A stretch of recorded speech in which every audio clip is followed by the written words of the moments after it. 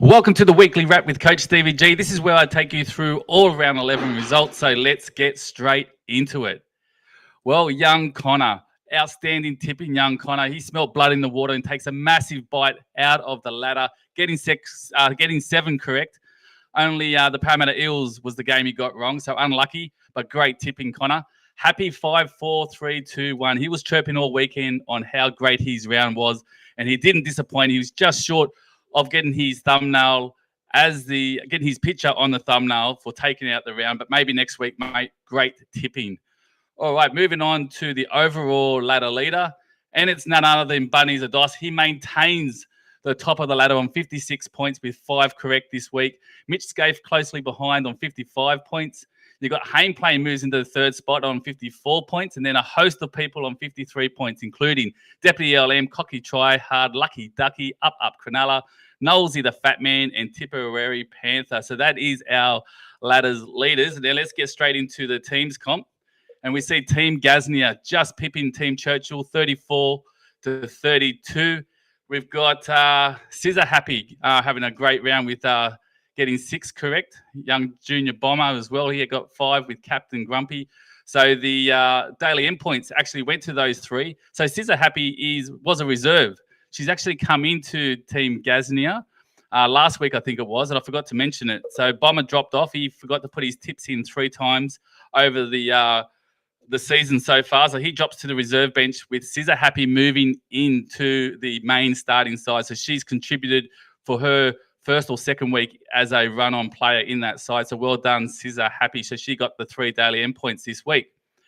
Team Messenger absolutely flogged Team Davis 37-27.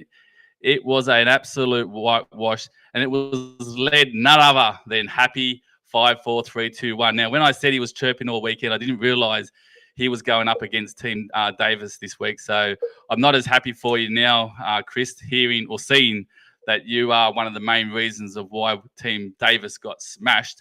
But well done again. You got the 3 daily endpoints. Young Lily, she got 2, and John Stewart got 1. So all the players out of Team Messenger take daily endpoints in that head-to-head. Moving on to the next match, Team Lewis just pips Team Meninga 34-32. That's led none other than a suite of people getting daily endpoints, and I'll run through them in a second. But this goes to show again, and I say it every week, how important it is that you pick a really good margin, because you'll see right here on how many people got daily endpoints. So Knowlesy the Fat Man, Hayne playing, they get the 3 daily endpoints, both getting picking 5 correct with the margin of 14. Then we have Winning Eel, Rampant Rooster, Fluffy Grey. They get in 2 daily endpoints because their margin were all tied on 16. Paul Fraser, 153, beating the losing side. He only gets the remaining 1 daily endpoint, although he did have the same points and same margin as the rest of those people getting 2 daily endpoints. There you go. So Team Lewis just getting over the line to Team Meninga, but looked like a good head-to-head match and a good round in that game. Moving on to Team Johns versus Team Beatson. Great scoring round, but Team Beatson takes out Team Johns 35-32 with young Connor leading the way with his 7 correct. He got the 3 daily endpoints. Last year's defending champion, Mitch Hendry, he got 2 daily endpoints. Great round, Mitch. And then Winstow Eagle getting the final daily endpoints. So this is back-to-back, I think. And I'll have to go back and look at the videos. But the Martin family have done it again. But this time, Stumpy steps up, and he got himself a daily endpoint and didn't lead the way in the household, because young Connor's done that. But I'll tell you what, the water over at Stumpy's place is definitely what you want to be drinking if you want to be tipping well at the moment by the looks of things. Well done to everybody in Team Beatson for taking out that head-to-head against Team Johns. Moving on to the teams comp ladder, you see Team Beatson maintain their lead on the ladder with 16 points. Team Meninga dropped down. They must have been leading last week. I can't really remember, but the arrow tells me they've dropped down from the top on 14 points. Team Gaznia holds 3rd, and Team Lewis moves into the top 4 with 11 points. And then you can see the bottom 4 there. Poor Team Davis has dropped down out of that top 4. We fought so hard to get there, but we'll get there.